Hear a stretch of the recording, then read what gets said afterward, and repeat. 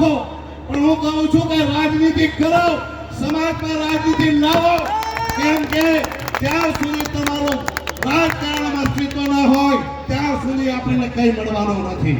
તમે ભલે શિક્ષિત થઈ જાઓ, પણ શિક્ષણ સાથે શું તમને નોકરી મળી જાય છે ખરી? શિક્ષણ નોકરીની ગેરંટી નથી. સંગઠિત બનો, પણ સંગઠિત હોવા છતાં પણ તમને શું સર્વસ્વ મળી જાય છે? નહીં.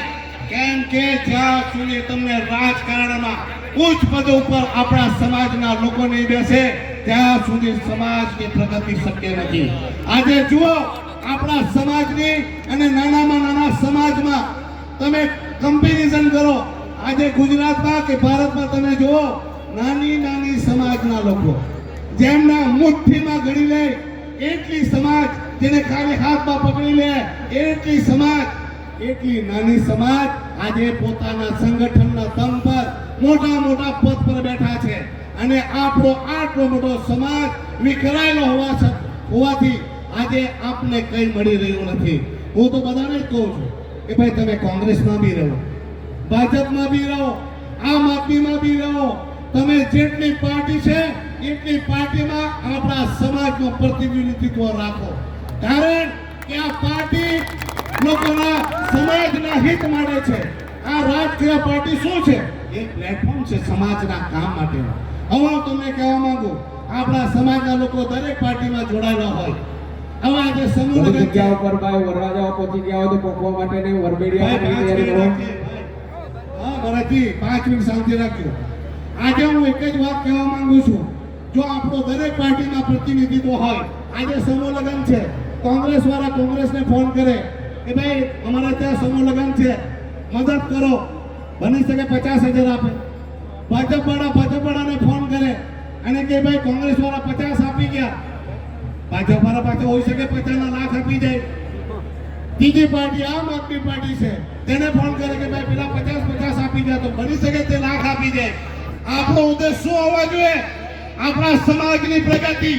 આજે જો આપણા સમાજમાં કઈ તકલીફ આવે, દુઃખ આવે, પીડા આવે, દરેક સમાજમાં, દરેક પાર્ટીમાં જો આપણું પ્રતિનિધિત્વ હોય, કોંગ્રેસ વાળા કોંગ્રેસને ફોન કરે, ભાજપ વાળા ભાજપને ફોન કરે, બીજી પાર્ટી વાળા બીજી પાર્ટીમાં ફોન કરે, તો તે લોકો ચારે તરફથી મહેનત કરે તો સમસ્યાનું સમાધાન થાય કે ન થાય.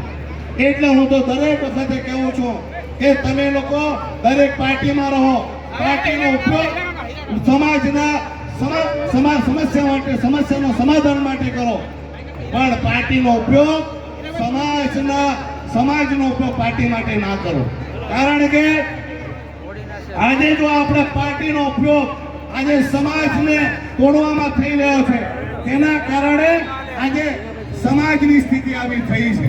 હું તો બધાને કહું છું, તમે તમારી પાર્ટીના નિષ્ઠાવાન કાર્યકર બનો, પણ અંધભક્ત કે ગુલામ ન બનો. પરંતુ દેશની કોઈ સૌથી મહત્વપૂર્ણ આજે આપણે તકલીફ હોય તો એ જ તકલીફ છે કે આજે આપણે પાર્ટીના ગુલામો બનીએ છીએ અને સમાજને પાછળ રાખીએ છીએ.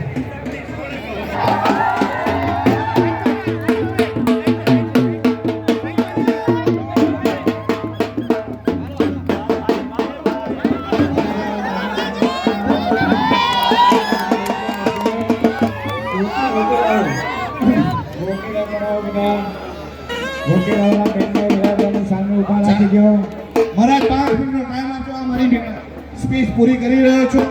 તો પીરાભાઈને બેસવા માટે વિનંતી કરો. સાથે એક જ વાત કહેવા માંગુ છું કે હવે કોળી સમાજે જાગવાની જરૂર છે. જો કોળી સમાજ નહીં જાગે તો આવી જ રીતે પતન થતું રહેશે. મિત્રો, હું તો કોંગ્રેસ અને ભાજપના નેતાઓને પણ કહેવા માંગુ છું કે જ્યારે ચૂંટણી આવે ત્યારે પાર્ટીઓ પાસે ટિકિટની ભીખ માંગવાનું બંધ કરો. અને કોંગ્રેસ વાળા કોંગ્રેસને લિસ્ટ આપે કે અમારી સમાજનું અસ્તિત્વ આ 65 જેટલી સીટોમાં અને 17 જેટલી બીજી સીટોમાં અમારું છે. અગર 82 સીટો પર કોંગ્રેસ ટિકિટ આપે, ભાજપ વાળા ભાજપ પાસે ટિકિટ માંગે, અને જો આ લોકો ટિકિટ ના આપે તો આપણો સમાજને જો પાર્ટીને નહીં અને એમને હરાવવાનું કામ કરો. અગર પાર્ટી આપને ટિકિટ ના આપે, ત્યાં સુધી કોઈ પાર્ટી આપણે ગણવાની નથી. પાર્ટીને આપણે અસ્તિત્વ ભગવાનને પ્રાર્થના કરું કે ખુશીથી સુખમાં અને ભગવાનની ખુશી